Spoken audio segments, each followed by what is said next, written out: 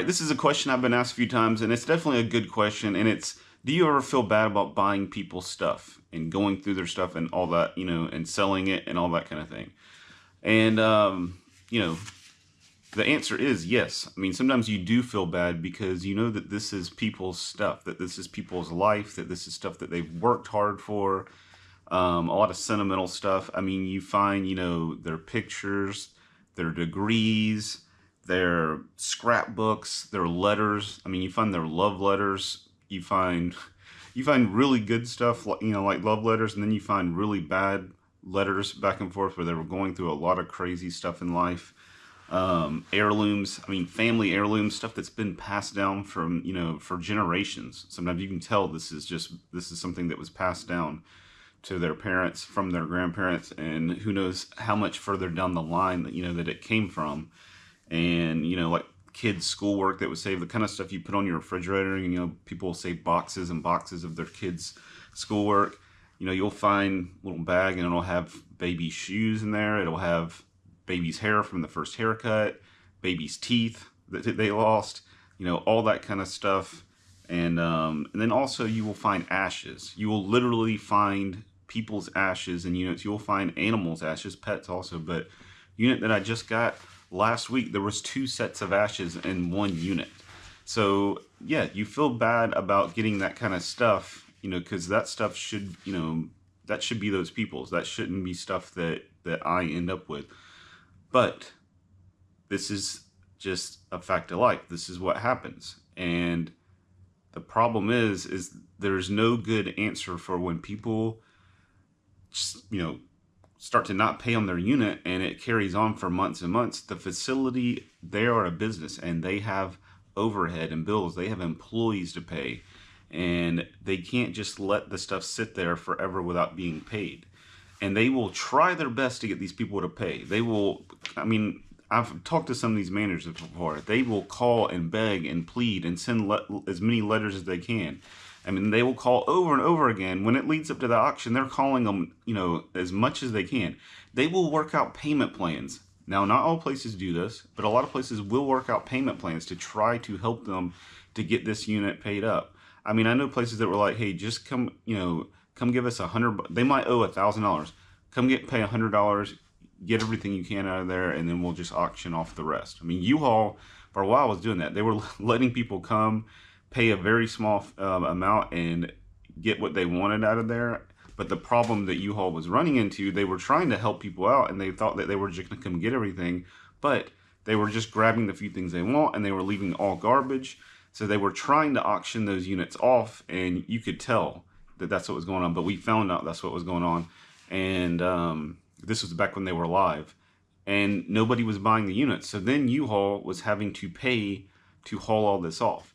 And this is the thing, when you have a big company like U-Haul, like Public Storage, like Extra Space, we would be at the auctions and one would open up and it would be garbage and nobody would bid on it. So, a lot of times the district manager, they would try so hard to get anybody, give me $1 for this unit.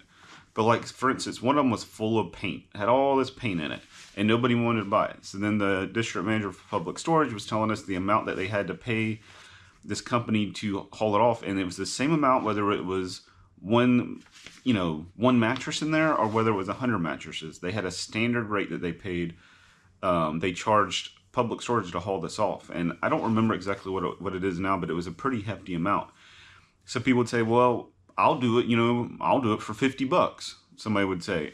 But they could not do that because it had to be a licensed and insured, removal company. And they had to have this ridiculous, I forget how much it was like $2 million or something insurance policy, because somebody could get hurt moving this stuff. Somebody could literally die. I mean, something could fall on them or cut them or whatever, and something crazy could happen. And Public Storage did not want to, open themselves up to those lawsuits. So they had to use these, companies or whatever. So they don't want to sell the stuff. They would rather the people just pay. It's not an easy process, but, that's what happens.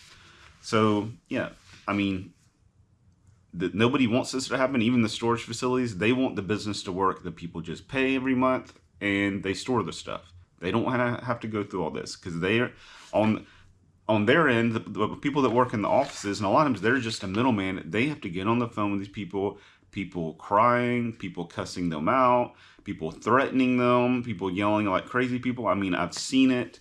I've heard it. I've been there when, you bought enough of these things. When we used to be in the offices all the time, you would see a lot of crazy stuff. I mean, the police had to be out there at points at auctions because to keep the people away. But so yeah, it's definitely a sad thing and not a good thing. But at times, unfortunately, it's necessary. Like for instance, okay, people make this big deal out of these units, and how could people do this and that's not right or whatever. But I mean, the stuff's going to, if the people quit paying or it gets abandoned, a lot of these actually are abandoned. The people either die, and no family members come to get it, or the family members don't want to move all of it. They might want to come grab one or two things, but they're not going to move the whole unit out of there. Sometimes people aren't in position. They don't have the money to get a truck, or where are they going to put it? They're going to move it to another storage unit and pay, and they don't have the money to pay on that. But, people die, people go to jail, and these things get auctioned off. And a lot of units, the people literally just move away, and sometimes they tell the facility, I don't want it anymore. Sell it. I don't care. Even when there's good stuff in there, they're just like, I don't care. I'm moving on with my life. I'm doing something different. I don't want this stuff anymore. And so the facility, they're there taking the brunt of all that. But it's got to be sold. It's going to happen. It's going to happen one way or another. Either the stuff's going to get thrown away, or it's going to get sold to someone, and we're going to resell it to where it can be used again, and it's not going to be wasted. But okay, like a house, for instance, like I was saying, everybody makes a big deal about the units, but when someone dies and the house gets sold, or someone gets foreclosed on and the house has to get sold, people don't really make a big deal if somebody buys a foreclosure home, or if somebody buys a house where the person died and the family family might have wanted to keep it. There's a lot of memories there, but they needed the money, so they sold the house. People don't think nothing of that. Or a car, when you go to a car lot and you're buying a car that was repossessed, the people quit making payments and they went and took it and they brought it and they repossessed it. Nobody thinks nothing if you buy a car that was repossessed.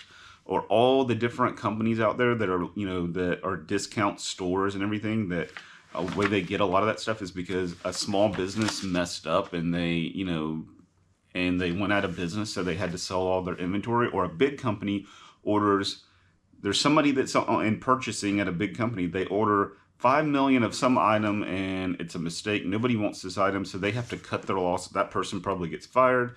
They have to cut their losses and sell all this stuff at a discount, like to places like Ross and TJ Maxx, and there's a lot of places like that. And but nobody thinks nothing of it. But when it comes to storage units, because you can see the people's pictures, if you watch somebody going through a unit, you see the pictures and the kids' toys and all that stuff. People get emotional about it, so they think, oh, this isn't right, this is horrible, how could you do that? And it's not there's bad aspects of it, but it's just something that has to happen in life. A long time ago, back like in the 80s and before, there were storage auctions then too, and hardly nobody knew about it. And a lot of those units, they would have auctions and either nobody would come, there just wouldn't be anybody there for the auction, or there would be just a couple people there. They'd have 10 units and they'd have 2 people. The 2 people would bid on 3 or 4 of the units, and the other ones that they didn't want just didn't get bid on it. All that stuff just would get thrown away. Yeah, the person hauling it off might have grabbed a few things out of there, but that stuff was all getting thrown away because they were going to get the stuff out of the unit because they needed someone in that space that was going to pay. So do you feel bad? Yeah, I mean, definitely when you're seeing some of this stuff. I mean, when you're holding like a college degree from like a prestigious university and you're like, it's kind of sad that this is just gone. Or when you're holding someone's ashes and you're like, and then you try to go back to the office and they say, no, we don't want anything from that unit. These people would not, either they wouldn't respond, or they got irate and crazy and they were threatening the place, and they're like, we're done with them. But many places, yes, will not take the stuff back. Many places do. So a lot of times you can leave pictures, you can leave ashes, you can leave, all that personal stuff, birth certificates and all that. And yes, people put birth certificates, social security cards. I mean, some of the stuff's crazy that people leave in units. Now, obviously, they didn't intend on never getting the stuff back. They thought they were going to come back and get it. But but yeah, so you definitely, it's kind of one of the worst things to get. One of the kind of the saddest things is when somebody spends a lot of time on a scrapbook. You know, when you open up the page and there's all this work done, you have the pictures and you have the little words around it, and you have little sentimental stuff like stuck in there with the like ticket stubs and all that kind of thing. That's kind of sad because that takes a lot of time to do. But but that's just what happens. And the thing to, and this is the thing that it really teaches you buying storage units is that it's just stuff. And kind of when you buy these things, you start to learn not to put so much emphasis in life on stuff, and you know, and have stuff be so important, because you start to see all of us at some point, our stuff is going to be gone.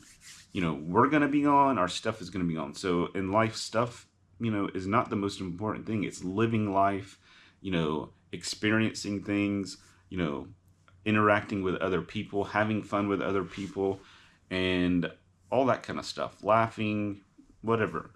And stuff is just temporary, like our bodies are just temporary. And you get all these people's stuff, and yes, sometimes it might make it to the next person in your family, but eventually that stuff, eventually it's going to get sold, eventually it's going to break, it's going to fall apart, it's going to rot, it's going to decay, and because it's all just stuff and it's not really what's important. So if somebody loses their pictures, yes, it's sad, but will their life go on? Will they continue to live? Will, you know, or will they be like, the picture gets thrown away and they just fall over and die? No, they'll continue to move on. They won't know exactly what happened to their stuff, but life will go on. And sometimes I've told myself this because I've seen what was happening, but when the people came into the office and stuff, it's like sometimes the best thing for people is for the stuff to get auctioned off. I saw this. I was in there in the office one time, and this older couple was coming in, and they owed all this money, this really large amount of money, and they were, you know, they were trying to pay, you know, just kind of try to catch up, but they weren't. They owed like $900.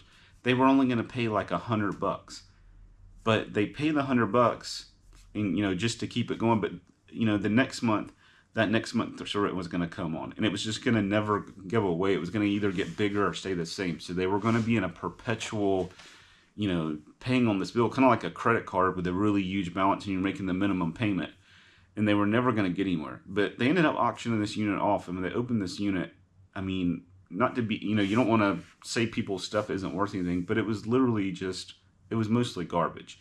Now, you know, obviously they probably had some pictures and stuff in there, which was not garbage to them, but the stuff was not worth what they were paying. All they needed to do is just say, please, can you, you know, make sure, you know, whoever gets it leaves any of our pictures and paperwork, and, you know, and then just say, we're not going to pay on it anymore. We can't pay on it anymore. And people do that. They actually do come in there and say, we just can't pay on this anymore. Sell it.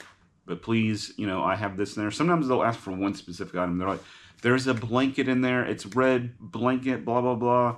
My grandmother made it to me. It's really special to me. If there's any way, can they please leave that? And most of the time you'll get that back.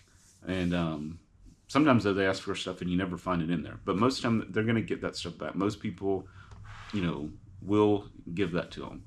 And so, yes, I do feel bad a little bit. Yes, over time you do get desensitized because you know that this is just the way it is. The stuff's got to go somewhere, and it's just the business that you're in.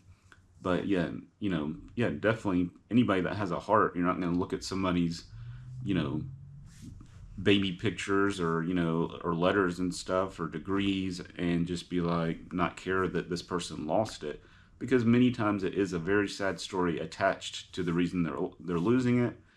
Sometimes it's not. Like sometimes it's actually a good story. The people just, like I said, moved across the country and they're like, I'm starting new in life. And it's actually part of a good story sometimes. They knew it was in there. They just didn't want it anymore. They wanted to move on. They wanted to start fresh. So there's a million different stories, a million different situations out there. And you just can't sit there and feel bad and then, or start thinking that you're a bad person or that this business is horrible, because it has to be done. Just like so many other businesses that are out there that, you know, are just a necessity for life to keep on moving and not everything just to come to a standstill. But that's it for this video. If you like this video, give me a thumbs up. Leave a comment, give your opinion on, all this. And if you haven't already subscribed to the channel, y'all have a good one.